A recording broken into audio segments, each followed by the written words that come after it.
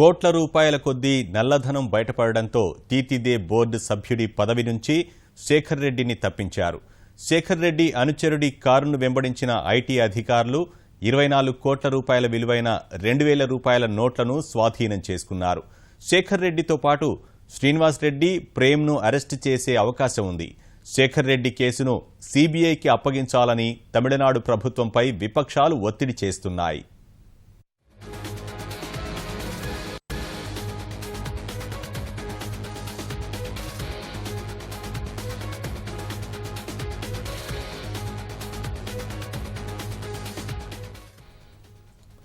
కోట్ల రూపాయల కొద్దీ నల్లధనం బయటపడడంతో తీతిదే బోర్డు సభ్యుడి పదవి నుంచి శేఖర్ రెడ్డిని తప్పించారు.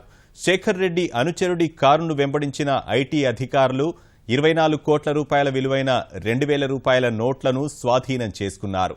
శేఖర్ రెడ్డితో పాటు శ్రీనివాస్ రెడ్డి, ప్రేమ్ను అరెస్టు చేసే అవకాశం ఉంది. శేఖర్ రెడ్డి కేసును సీబీఐకి అప్పగించాలని తమిళనాడు ప్రభుత్వంపై విపక్షాలు ఒత్తిడి చేస్తున్నాయి.